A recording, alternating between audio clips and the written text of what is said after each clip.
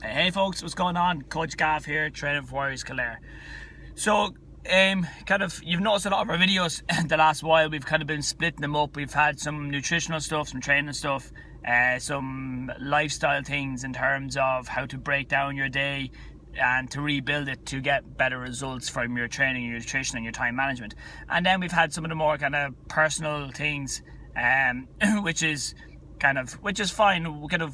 I don't mind discussing it. I think it's helpful to people. Yes, it is beneficial to myself as well to be kind of getting these things out there. But again, as we discussed before, and again, the personal stuff, I suppose any of the videos or any of the articles we put out there is to benefit other people. And while it is beneficial to me to be discussing things and kind of creating that clarity in my own mind, which then frees my mental space up to go and do other things, it is definitely a case that it's to help others understand that kind of they're not alone, or that their situation isn't completely unique. And yes, of course, there's always different creases and considerations in each person's situation, but at the same time, sometimes people are going through stuff and it's not a million miles away. There's a lot of comparisons, there's a lot of crossover, and a lot of things that can be applied from one lesson to another. And I definitely found that was one thing that helped me, was when I realized that other people are going through worse, or other people are going through similar, or other people have gone through similar and they're on the other side of it. And that was a big one. Knowing that people had gone through they've gone through the bad patch and they've come out the other side of it a lot better. And as we said before, again, this isn't a case of, banging the drum that I've got the worst situation ever, because we don't. But at the same time, it's not belittling how important your issues are. So it's not a case that you have to, you don't always have to go. It's like kind of kids in a playground, they come back from Christmas and go, I got 10 toys from Santi. Well, I got 12 toys from Santi. Well, I got 13 toys from Santi. Well, I got 15 toys from Santi. Well, I got, my toys are way bigger than your toys. It's not tit for tat that you're going for here. You are perfectly okay. Two people could sit on the bus and be having really bad days, but yet be having completely opposite comparisons. So, but it doesn't make anyone's day any more or less worse than as well. So, one of the things was kind of many moons ago. Again, and none of this stuff is we do leave out people's details for a specific reason. But again, we discuss these things because we want to. So years and years ago, my dad, wasn't around. And as a young male, you're always looking for that father figure. And I was and for a long time, I carried an awful lot of hate in me towards my father for not being around. And then in my head, when I was like, oh yeah, whenever I meet him, I'm going to knock him out. And anyone who's seen me in person knows I'm not exactly massively big, so it's not exactly if it'd be a big punch. And anyone who's met me in person will also know, personality wise, I'm just not a confrontational kind of guy. And that was always, so for a long time, that was always in my head. I was going, the hate and the hurt inside of me would manifest and grow in that negative way, which would then have knock-on effects in my life. And at the time I didn't realise it, but looking back now, I can see how the knock-on effect or the domino effect will happen. So when you're carrying that hate or that ill will in your body, while it may only be directed towards one person, it carries over into other things. And you can't stop that, because internally here and internally here, everything just gets all mixed up then as well. Because when you're having a great day, that carries over into every aspect of your life. And when you're having a bad day, or when you're having a bad part of a day, that carries over into parts of your life as well. So at a certain point when I got to college and got into my 20s, myself and my dad, we got in touch with each other. And because I was curious to see kind of what he was going, because he was gone for such a long stretch, and I was curious to see if he was proud of me. And looking back, you kind of go, well, how's it going to make sense? Because he doesn't really know what you've been doing. So that was that. And we met up less than a half dozen times or so and things like that. And it just we both came to the realization that there wasn't really anything there to build on. There wasn't like kind of a relationship to reignite or to build off of. But the big thing for me was that I was able to, as time went on, and I've been blessed to have some very, very close friends and some very, very wise and intelligent close friends, where I've been able to sit down and to express my thoughts and to work through the thoughts and to establish what is actually a legitimate feeling I have, as opposed to a perceived feeling I've gotten. So as we said, again, we talked about perception and reality. So how I really felt versus how I feel in this moment, because I was hurt, and when I was hurt, I was angry. But when you remove the hurt, you remove the anger, and you're left with your real thought. And that's something that, again, lately I've relearned, I've re-experienced that thought process through the work of Byron Katie and through talking with Morty. And talking with people in a similar situation where I remove myself, and it irritates the crap out of people in an argument or in a discussion or in the moment, because if I'm angry, I won't say a whole lot of stuff because I know what I'm saying will be said in anger.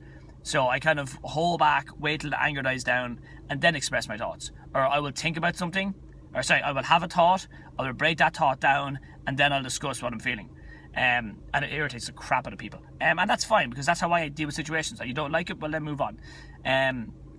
So again, it got to the stage where, because in my head, the story I was telling myself was, he should have been there, he should have been around, he should. But the reality was, I should thank him because he wasn't around. And you kind of go, whoa, that's a bombshell. And it was a bit of a bombshell to me at the time, because it was before Freya was born, so she's 4 and a year of pregnancy, 5 years ago, 6, 7, I'd say maybe about 7, 8 years ago, was probably the last time I had a long meeting with my dad. And it was something I discussed it. I sat him, I was like, you not being around was a shitty thing. And I hated what he did, but I didn't hate him. And there's a big difference there. You can hate what someone does, but also not hate the person. I don't love the guy, I don't hate the guy, I'm neutral to him. And it's neither here nor there. And, if I saw him in the street, I'm not going to cross over. I'm not going to jump up and hug him either. I'm going to be like, hey, how are you? And go on. And you go about your business then as well. So, but again, when I came to that, when I was able to separate his actions from him as a person, it took a lot of freedom and a lot of stress. It provided me a lot of freedom and took away a lot of stress. And you so again, like I said, so we sat down and we discussed things, and I said, look, what you did, I hate. I said, but your absence was the best thing for me. And in my opinion, as a father, and before I became a father, my thought was always this, that as a parent, your number one role is to provide as best you can for your child, to give them a platform to grow and succeed and be as happy as possible. And then when I realized that my father not being there provided that platform, it enabled me to go and meet other people and to go and establish friendships and relationships with people that I would have, all these great things that come with it then as well. You become closer with your parent, with your mother and your grandparents and your brothers and sisters. So you get the strength from that then as well, that you may or may not. I can't concrete 100% say whether my life would or wouldn't have gone the direction it's gone if he didn't do what he did. So the whole point of this video here is that, because I was thinking about this last night when I was talking to somebody about it, and I was kind of going, a lot of people out there are carrying a lot of hate towards people over what they've done.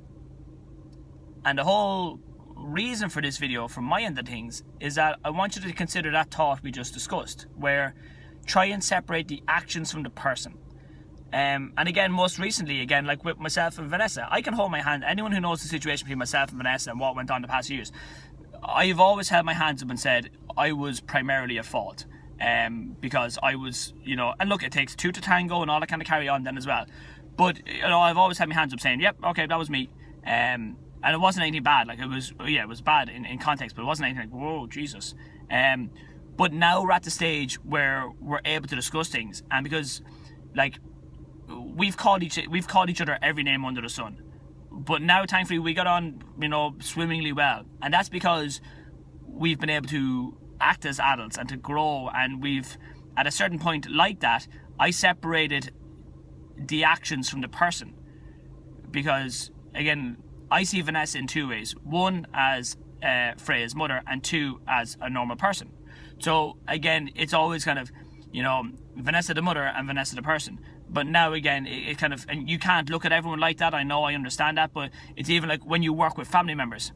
Here's how you are when you're on work, but here's when we are at home. And the divide down the middle, then there needs to be kind of that separation to a point as much as you can. So look, if you're sitting there and you've woke up and you're pissed off with someone in your life, think about this. Are you pissed off with them? Are you pissed off with what they've done? Or are you pissed off with how you feel because of what they've said or done? So is it the case you've got your little butt hurt over something they've said or done? And I'd have you, sorry, the phone's slipping. I'd have you consider that if it's a case that someone in your life has said or done something, and that's caused you to have that hurt, or that, kind of, you're hurt or you're offended, I'd have you consider that that's probably your problem, because the person in your life, unless they deliberately, person A says something, person B goes and gets offended. Person A didn't mean to offend or to hurt. They were just being honest, and they were doing the best they could in that moment. The problem here, in my opinion, in my experience, is that person B needs to, again, look at the emotional connection. Because when we remove the emotion from a situation, we deal with the black and white facts of it. If, however, person A has been an absolute arsehole and deliberately goes out of the way to hurt someone, then that's a different story. But oftentimes in life, a lot of the issues we come across is because there's cross wires, and it can lead to an awful lot of hassle and aggro and heartache that we just don't need.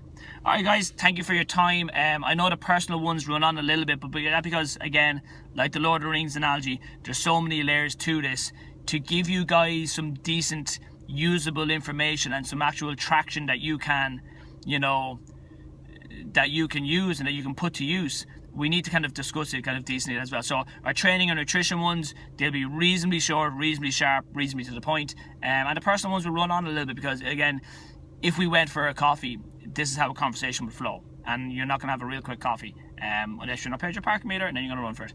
Alright guys, I hope you found it beneficial. I will talk to you soon. Take care. Best of luck. Bye.